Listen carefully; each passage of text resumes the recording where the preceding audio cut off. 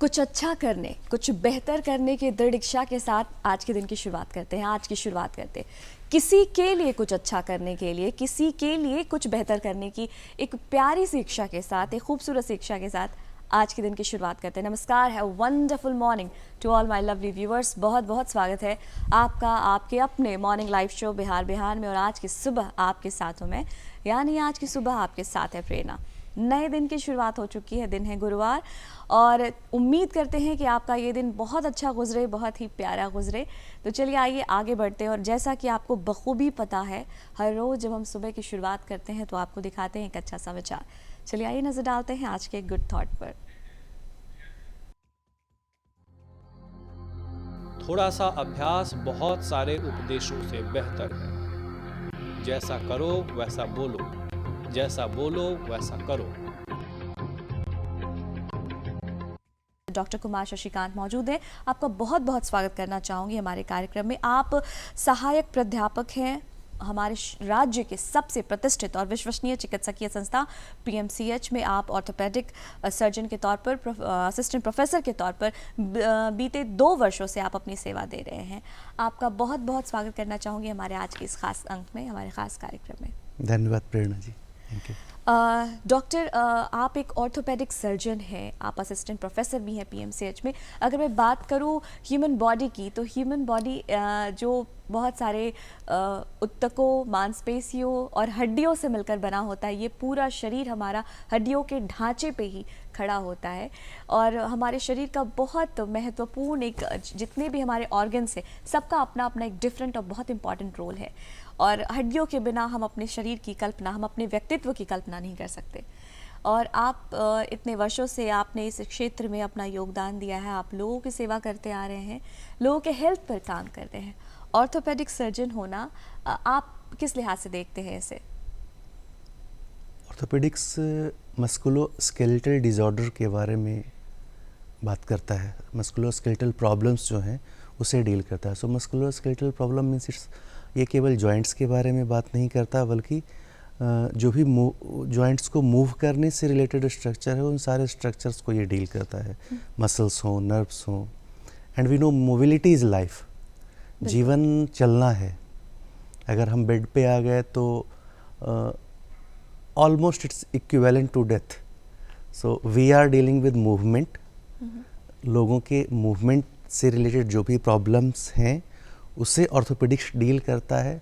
So almost life के बहुत एक इम्पॉर्टेंट आस्पेक्ट को ऑर्थोपेडिशियंस डील करते हैं। और अच्छा लगता है जब लोगों के प्रॉब्लम को आप सॉल्व करते हैं, वो हमारे पास आते हैं प्रॉब्लम लेकर के और ठीक होकर के जाते हैं। बात करूँ सर्दियों की, अभी सर्दियाँ शुरू हुई हैं।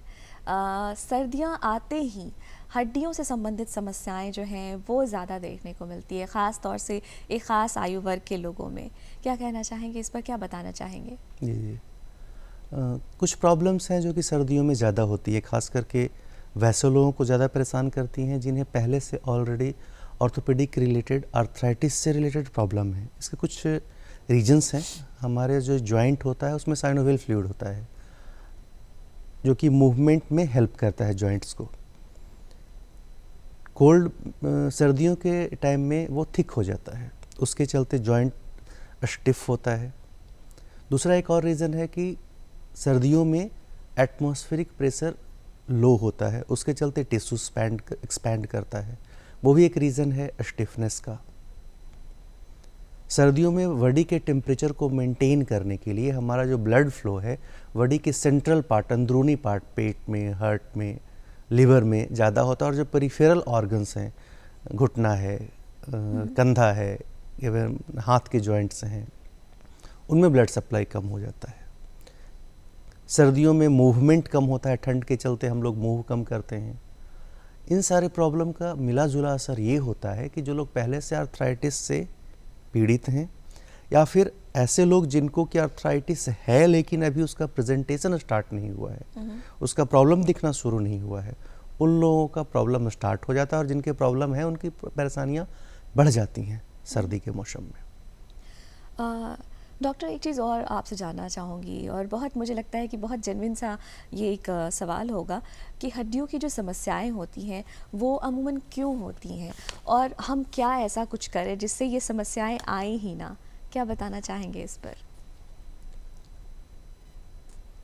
आप प्रिवेंटिव एस्पेक्ट्स के बारे में बात कर रही हैं। अलग अलग एज ग्रुप में हड्डी का प्रॉब्लम अलग अलग है।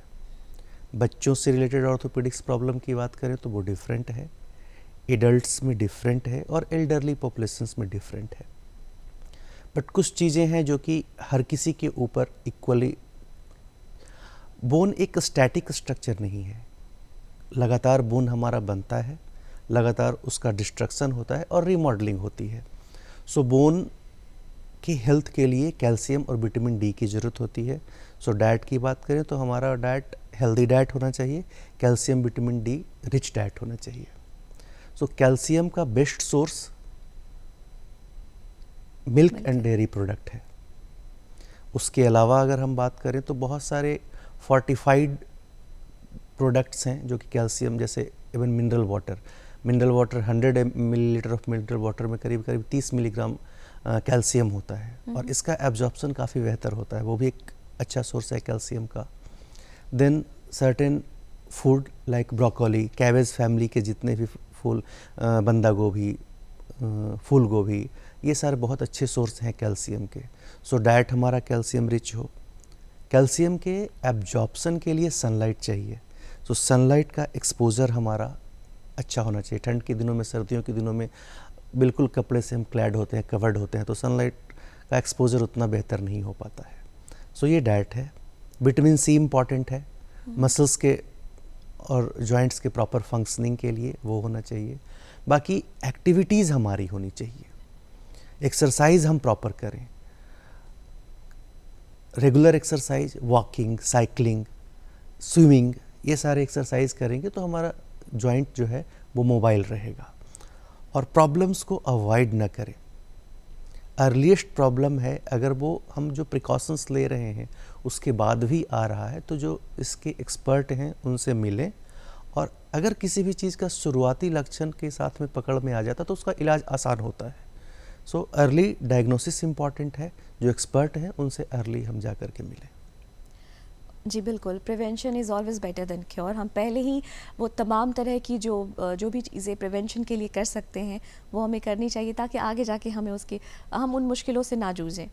डॉक्टर, अगर आगे बढ़ें और आपके बारे में जो आपकी विशेषज्ञता है वो आप शिशु रोग जो सर्जरी है ऑर्थोपेडिक से रिलेटेड, आपकी विशेषज्ञता इसमें भी है, आप एक ऑर्थोपेडिक सर्जन हैं, तो बच्चों में ये समस्या कैसे आती है? अगर मैं बात करूं कि एक उम्र आने पर तो वृद्धावस्था में या फिर एक उम्र आने पर लोगों को आर्थराइटिस की समस्या, जोड़ों की समस्या होती है, लेकिन बच्चों में इस तरह की समस्या कब आती है? क्या प्रॉब्लम्स होती हैं? ऑर्थोपेडिक्स से रिलेटेड बहुत सारे प्रॉब्लम्स हैं जो कि बच्चों में एक स्पेसिफिकली प्रेजेंट, जैसे कुछ डिजॉर्डर्स कॉन्जेनिटल डिजॉर्डर्स होते हैं, जन्म से बच्चों को कुछ प्रॉब्लम्स होती हैं, जैसे क्लब फीट एक कंडीशन है जिसमें बच्चों का पैर अंदर की तरफ मुड़ा रहता है और जन्म से बच्चों का पैर टेढ़ा रहता है। ऐसे बच्चों का इलाज 100% मैं कहूँगा कि हो जाता है अगर वो समय से आए और सही तरीके से इलाज हो।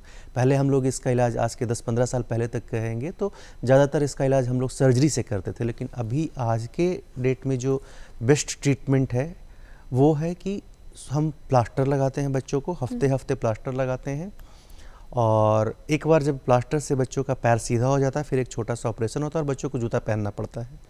इस तरह के कुछ कॉन्जेनिटल डिजॉर्डर हैं। हाथ का भी इस तरह का क्लब हैंड होता है।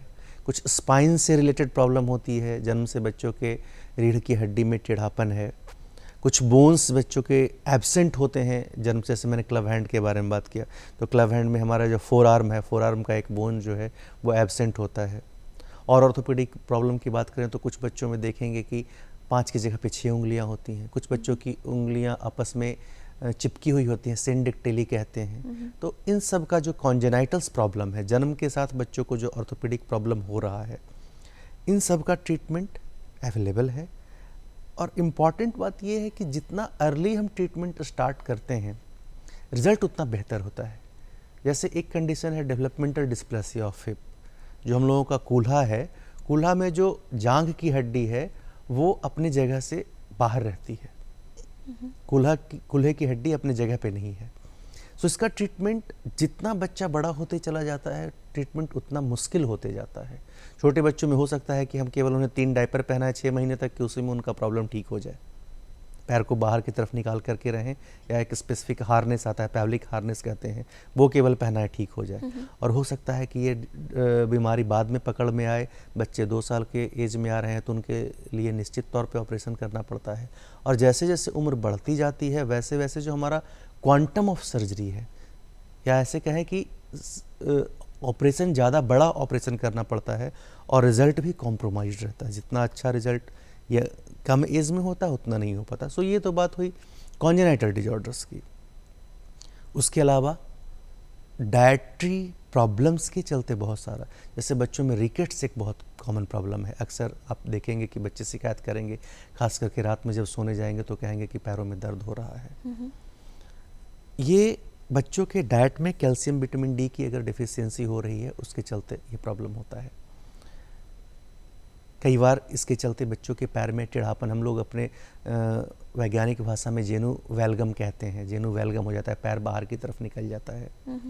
सो ऐसे कंडीशन में अगर हम लोग बच्चों का डाइट प्रॉपर रखें, अर्ली अगर हम लोगों ने डायग्नोसिस कर लिया, जिस समय बच्चों के पैरों का प्रॉब्लम अभी ज़्यादा बढ़ा नहीं है, तो इवन डाइट करेक्ट करेंगे, ग्रेजुअली जैसे जैसे बच्चे बड़े होते जाएंगे उनका प्रॉब्लम ठीक होता जाएगा। सो डाइट से रिलेटेड प्रॉब्लम है, कुछ प्रॉब्लम्स हैं जो कि उनमें जन्म से होती है, और सब ट्रीटेबल है, सबका ट्रीटमेंट अवेलेबल है। समस्याएं होती हैं बच्चों की और जो पूरे तरीके से जिनका क्योर संभव है। लेकिन ये जानना चाहूँगी कि आपसे आप कुछ हमारे साथ शेयर करना चाहेंगे कि अब तक के इतने वर्षों के अनुभव में आपके लिए कोई ऐसा केस रहा हो जो बहुत चैलेंजिंग रहा हो आपके लिए, कुछ बताना चाहेंगे? मैं 2 तरह के चैलेंजेस के बारे में बात करना चाहूँगा। एक तो जो आप कह रही हैं कि कोई एक ख़ास केस जो कि काफ़ी चैलेंजिंग था, और दूसरा चैलेंज जो कि daily day to day practice में हम फील करते हैं कि ये रियल चैलेंज है, जिसमें आप लोगों का भी बहुत मेजर रोल है उसको सॉल्व करने में, उसको ईजी करने में। सो केस की बात करें, मैं उस समय अपने पीडियाट्रिक ऑर्थोपेडिक्स की ट्रेनिंग में था। एक बच्चा था जिसे की 4 उंगलियां थी, उसका अंगूठा नहीं था। So that was a difficult case. हमें मालूम है कि हाथ हमारा प्रॉपर करे काम, इसके लिए थंब का होना ज़रूरी है, अंगूठे का होना ज़रूरी है। सो वो कहते हैं ना कि द्रोणाचार्य ने अंगूठा मांग लिया था एकलव्य का। So that is so important. So एक बच्चा था जिसमें कि 4 उंगली थी, पॉलिसाइजेशन सर्जरी कहते हैं, जिसमें कि आप अंगूठे को बनाते हैं। सो वो मेरे लिए डेफिनेटली एक डिफ़िकल्ट केस था। 6 घंटे की सर्जरी थी, साथ में हमने प्लास्टिक सर्जन का हेल्प लिया था, 3-4 डॉक्टर्स की टीम थी, हम लोगों ने सब मिल कर के उस केस को किया था end result was very good. बच्चे का अंगूठा वापस बना था। वो एक केस मुझे बार बार याद आता है, मैं जब डिफ़िकल्ट केस के बारे में बात करता हूँ, सोचता हूँ तो। Again developmental dysplasia of hip के बारे में जैसे मैंने बात किया था कि जिसमें बच्चे का कूल्हा जन्म से बाहर होता है। तो एक 9 साल का बच्चा था जिसमें कि काफ़ी चेंजेज आ चुके थे बोन में। वो एक मेरे लिए चैलेंजिंग केस था। उसमें उस सर्जरी को करना, रिकन्स्ट्रक्ट करना, हिप को दोबारा बनाना, कूल्हे को अलग से लेकर के आना अपनी वापस जगह पे। दूसरा मैंने कहा कि एक चैलेंज जो डेली हम फील करते हैं और फेस करते हैं। हम बिहार में हैं, बिहार कहेंगे कि मध्यम या लो इनकम आय ग्रुप का स्टेट है। बिल्कुल बिल्कुल। और हमारा एक मेजर पॉपुलेशन है जिसके लिए कि फाइनेंसेस बहुत मेजर इशू है। हेल्थ सिस्टम तक पहुंचना एक मेजर इशू है, क्योंकि उनके पास सपोर्ट सिस्टम नहीं है और अवेयरनेस नहीं है। जैसे मैंने क्लब फुट के बारे में बात की, हम लोगों के पटना मेडिकल कॉलेज में क्लब फुट क्लिनिक हम एक चलाते हैं, जिसमें कि क्लब फुट का जो प्रॉब्लम होता है उस तरह के बच्चों का ट्रीटमेंट हम लोग करते हैं, क्लब फुट के बच्चों का। और वो ट्रीटमेंट फ्री ऑफ कॉस्ट होता है, क्लब फुट का ट्रीटमेंट। बट बहुत सारे पेरेंट्स हैं, उन्हें ये बात मालूम ही नहीं है कि उनके बच्चों का इलाज कंप्लीट हो सकता है, पूरा हो सकता है, अगर वो समय पे आ जाएं तो हम फेस करते हैं डे टू डे प्रैक्टिस में प्रॉब्लम, जिसमें कि बच्चे समय पे आ नहीं पाते हैं और जिसके चलते उनका कंप्लीट ट्रीटमेंट नहीं हो पाता है।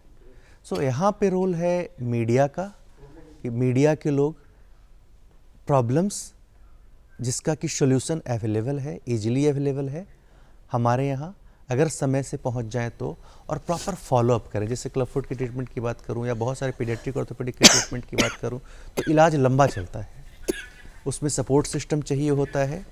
तो पेशेंट्स को और पेरेंट्स को ये विश्वास कि अगर हम कंप्लीटली इसको फॉलो करेंगे रेजीम को, तो हमारा ट्रीटमेंट कंप्लीट हो जाएगा और हमारा बच्चा बिल्कुल स्वस्थ हो जाएगा, इसकी जानकारी उन तक पहुंचाना ये इम्पॉर्टेंट है। तो शायद हमारे लिए काम करना आसान हो जाएगा, हम बेहतर रिजल्ट दे पाएंगे, प्रॉब्लम को ज़्यादा आसानी से सॉल्व कर पाएंगे। साथ शेयर की बच्चों की जो प्रॉब्लम्स है, जो हमारी डे टू डे लाइफ में आ रही है, कैसे हम उससे रोक सकते हैं।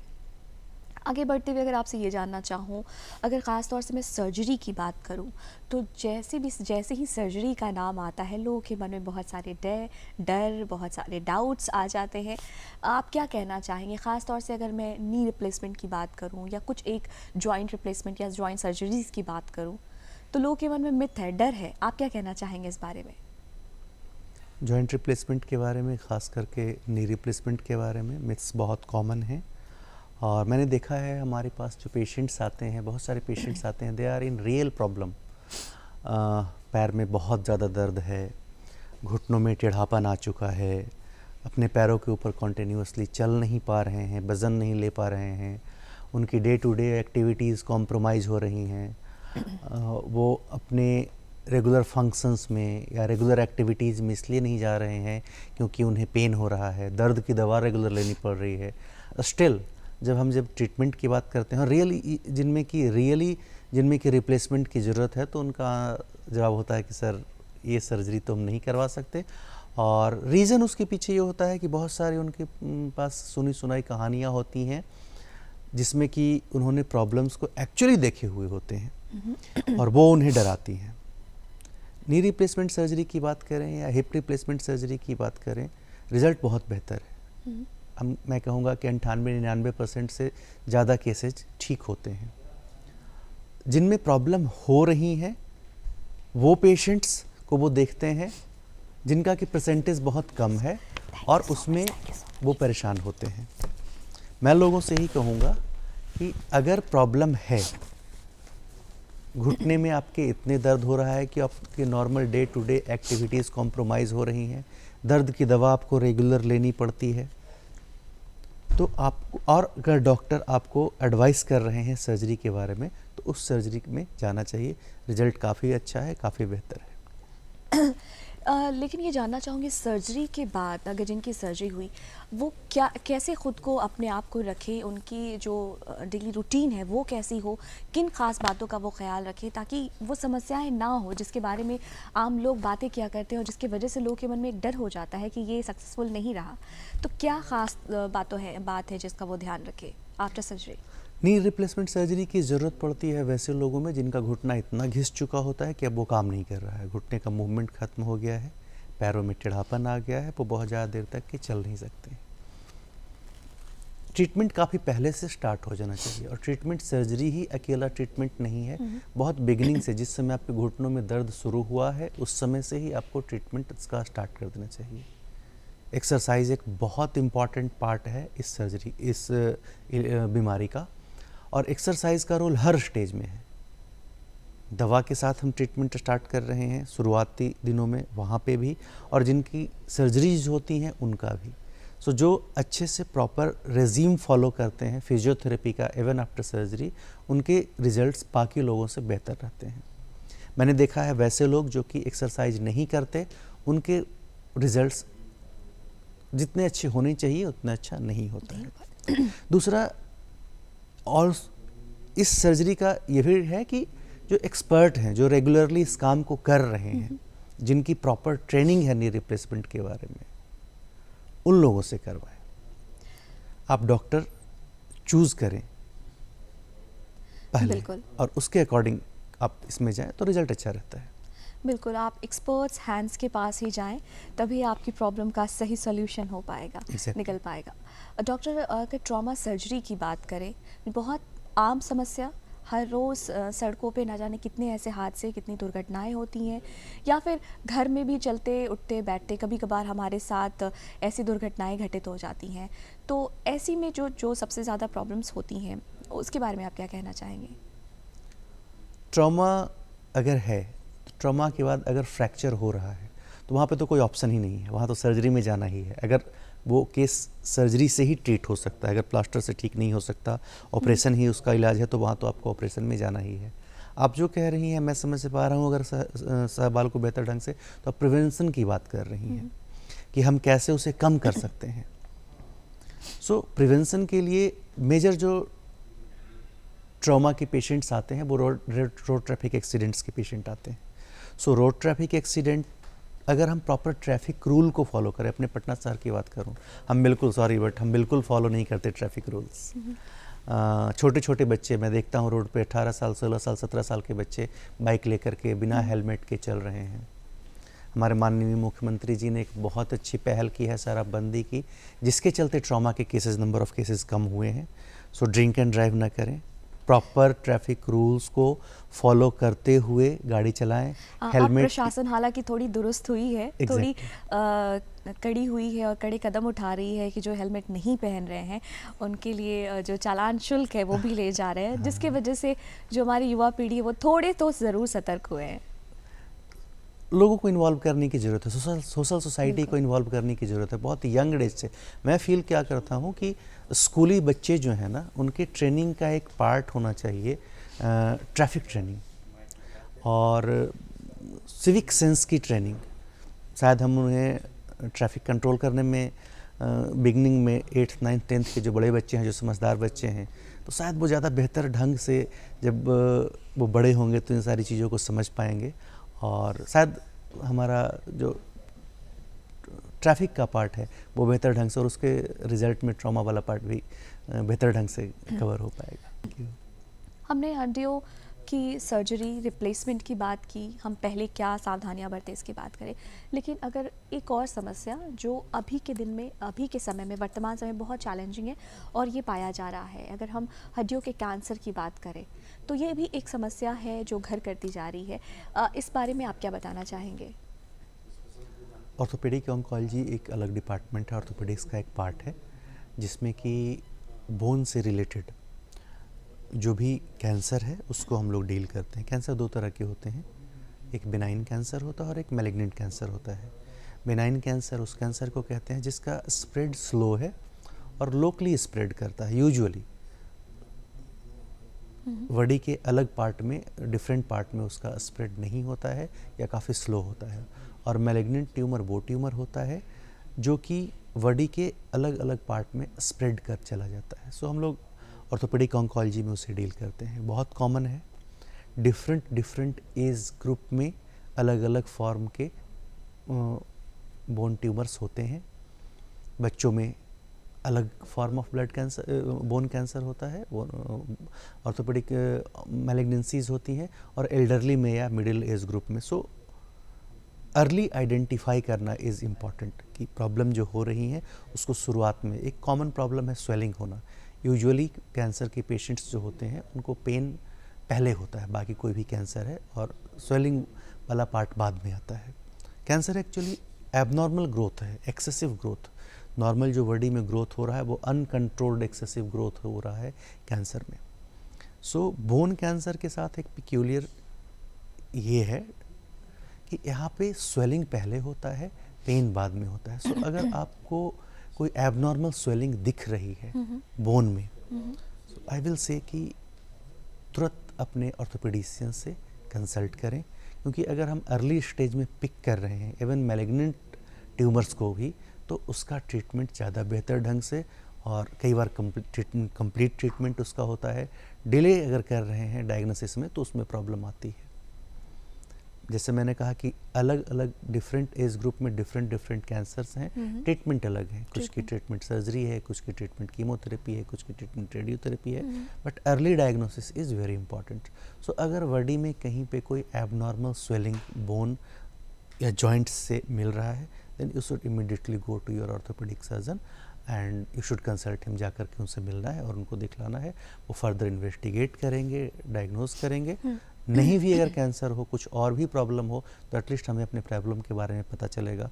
और अगर है वो डिजीज़ तो अर्ली डायग्नोसिस से ट्रीटमेंट रिजल्ट पे फ़र्क पड़ेगा, जल्दी और बेहतर उसका इलाज हो पाएगा। जी। डॉक्टर, आप पिछले 2 वर्षों से आप पटना मेडिकल कॉलेज हॉस्पिटल में आप अपनी सेवा दे रहे हैं, लेकिन जानना चाहूँगी आपकी इस मेडिकल करियर की शुरुआत कब हुई और कितना लंबा सफ़र रहा? MBBS मैंने दरभंगा मेडिकल कॉलेज से कंप्लीट किया था 2006 में। उसके बाद मैंने अपना MS की degree central institute of orthopaedics Safdarjung hospital new Delhi से लिया। फिर मैंने पीडियाट्रिक ऑर्थोपेडिक्स में बच्चों का जो ऑर्थोपेडिक प्रॉब्लम है उसके लिए चाचा नेहरू हॉस्पिटल है न्यू दिल्ली में, वहाँ पे काम किया। फिर मैंने senior residency Patna medical college में कंप्लीट किया। उसके बाद फिर मैं फर्दर ट्रेनिंग के लिए बाहर चला गया। मैं चंडीगढ़ में जॉइंट रिप्लेसमेंट सर्जरी के फेलोशिप के लिए गया था। फिर मैं all India institute of medical sciences AIIMS new Delhi में करीब 1.5 साल तक जॉइंट रिप्लेसमेंट सर्जरी के फेलोशिप में था। उसके बाद फिर मैं बाहर साउथ कोरिया में रिप्लेसमेंट सर्जरी के लिए और जर्मनी में एडवांस ट्रॉमा सर्जरी के फेलोशिप के लिए गया। एक छोटी सी मेरी फेलोशिप साउथ अफ्रीका के केप टाउन शहर में भी हुई। वहाँ पे मैंने जॉइंट रिप्लेसमेंट से रिलेटेड फेलोशिप लिया था। इतना सब कुछ करने के बाद वापस मैं पटना आ गया। पहले मैंने बेटा मेडिकल कॉलेज में एज असिस्टेंट प्रोफेसर ज्वाइन किया और फिर जब मेरा चयन पटना मेडिकल कॉलेज में असिस्टेंट प्रोफेसर के पोस्ट के लिए हुआ तो उसके बाद फिर मैंने 2 साल पहले पटना मेडिकल कॉलेज तो पटना आना ये आपकी चॉइस थी या इत्तेफाकन हुआ? ये चॉइस थी, आपकी चॉइस ये थी। मेरी बिल्कुल चॉइस थी। अपनी जगह है, हर किसी को अच्छा लगता है अपनी Exactly. जगह पे वापस लौटकर।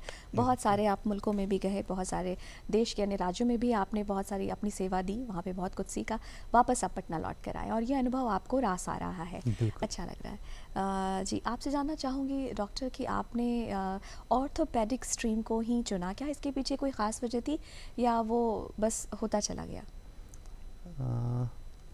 कोई ख़ास वजह तो नहीं कहूँगा। प्रॉब्लम्स, बहुत सारी प्रॉब्लम्स खास करके मैंने देखा था अपने बिगिनिंग में, MBBS डेज़ की बात मैं कर रहा हूँ कि बहुत सारे प्रॉब्लम्स थे जिसका कि ट्रीटमेंट मैंने देखा था कि मुझे लगता था कि जितना अच्छा रिज़ल्ट होना चाहिए उतना अच्छा रिज़ल्ट नहीं है। ऑर्थोपेडिक्स के साथ प्रॉब्लम क्या है ना कि अगर रिज़ल्ट बेहतर नहीं आया तो वो दिखता है। एग्जैक्टली। अगर किसी के पेट में दर्द है तो वो पेशेंट को मालूम है कि पेट में दर्द है और वो घर पे सोया हुआ है। बट अगर किसी के हाथ की हड्डी टूट गई है और हाथ अगर टेढ़ा हो गया है या पैर टेढ़ा हो गया है तो उसी के साथ वो घूमता है एंड इट्स इजीली विजिबल, हर किसी को दिखता है। तो वो प्रॉब्लम बार बार मुझे दिखता था और कहीं ना कहीं वो मुझे लगता था कि शायद मैं इधर इस तरफ काम कर सकता हूँ। और सर्जिकल फील्ड से मेरा ओरिएंटेशन था। बाई चांस मैंने जब एग्ज़ाम दिया तो रैंक अच्छा आता चला गया और अल्टीमेटली मेरे इनफैक्ट एक फ्रेंड के फादर थे, ही वाज एन ऑर्थोपेडिशियन, उनको मैं काम करते देखता था। एक काफ़ी मेहनत वाला ब्रांच है। हमारी सर्जरी लंबी होती है, कि एक सर्जरी ऐसी भी होती है कि 6-6 घंटे की चलती है, तो उनको देख करके बड़ा मुझे अच्छा लगता था। तो वो कहीं ना कहीं एक सोर्स ऑफ इंस्पिरेशन थे और रैंक बढ़िया आया। सो अल्टीमेटली मैंने डिसाइड किया कि नहीं, मुझे ऑर्थोपेडिक्स में जाना है। बचपन की कुछ यादें आप हमारे साथ शेयर करना चाहेंगे? अपनी चाइल्डहुड मेमोरीज, आपकी जो प्रारंभिक शिक्षा दीक्षा हुई वो कैसी हुई, कहाँ हुई, कुछ बताना चाहेंगे? मैं जहानाबाद से हूँ, मेरा घर जहानाबाद है। 10th तक की पढ़ाई मैंने जहानाबाद से करी। उसके बाद मेरे पापा बैंक मैनेजर हैं, रिटायर हो गए हैं। जब मैं 10th पास किया तो मेरे पापा यूपी में पोस्टेड थे, तो इलाहाबाद से मैंने आगे की पढ़ाई करी। जब मैं +2 में था उस समय मैंने डिसाइड नहीं किया था कि मुझे क्या करना है, बट पापा से बात होते रहती थी तो उन्होंने इस प्रोफेशन को इतना ग्लोरीफाई करके मेरे सामने रखा और कहा कि दिस इज़ ए प्रोफेशन जिसमें कि तुम्हारी अपनी लाइफ तो अच्छी होगी ही और शायद तुम हेल्प कर पाओगे दूसरों की भी, तो you can think about it. वहाँ से मैंने इसके बारे में सोचना स्टार्ट किया था और फिर मैंने बाकी लोगों से भी बात किया और फिर वहाँ से मैंने डिसाइड किया कि नहीं, मुझे डॉक्टर ही बनना है। इलाहाबाद में रहने के मैंने तैयारी करी और बस ऑल इंडिया एंट्रेंस दिया, सिलेक्शन हो गया और फिर इधर आ गया, डॉक्टर बन गया। बिल्कुल, और आप इतने वर्षों से आप सोसाइटी को सर्व कर रहे हैं, सोसाइटी की सेवा कर रहे हैं, लोगों की सेवा कर पा रहे हैं। चलिए, एक बहुत अच्छी अनुभूति होती होगी आपको जब आपने जैसा शुरुआत में कहा था कि लोग आते हैं आपके पास और वो ठीक होकर जाते हैं, उनकी ब्लेसिंग्स जो आपको मिलती हैं, तो डेफिनेटली ज़ाहिर तौर पर आपको वो बहुत खुशी देती होगी, उतनी नहीं जितना कि उनके फ़ी या उनके मानदेय से आपको मिलती होगी। निश्चित। बिल्कुल। ये जानना चाहूँगी आपसे कि एक डॉक्टर, एक और प्रॉब्लम है, अगर मैं बात करूँ एथलीट्स की, जिनके साथ ये समस्या बहुत आम लगी रहती है, उनको कुछ ना कुछ ऐसे इंजरीज़ हुआ करती हैं, तो जो एथलीट्स की प्रॉब्लम होती है, आप उसको कैसे डील करते हैं? ऑर्थोपेडिक्स में एक अलग सब स्पेशलिटी है स्पोर्ट्स इंजरी। सो जो भी एथलीट का प्रॉब्लम स्पेसिफिक है, या फिर कहें कि जो लोग स्पोर्ट्स स्पोर्ट्स एक्टिविटीज़ में, जैसे इवन बच्चे, स्कूल गोइंग बच्चे हैं, वो जो स्पोर्ट्स एक्टिविटीज़ में इन्वॉल्व हैं, उनकी कुछ स्पेसिफिक प्रॉब्लम्स हैं। जॉइंट का डिसलोकेशन हो सकता है अगर कोई सीवियर ट्रॉमा हुआ, शोल्डर डिसलोकेशन बहुत कॉमन है। नी से रिलेटेड प्रॉब्लम, लिगामेंट इंजरी के बारे में आपने सुना होगा, ACL, PCL injury, meniscus injury, collateral ligaments की इंजरी।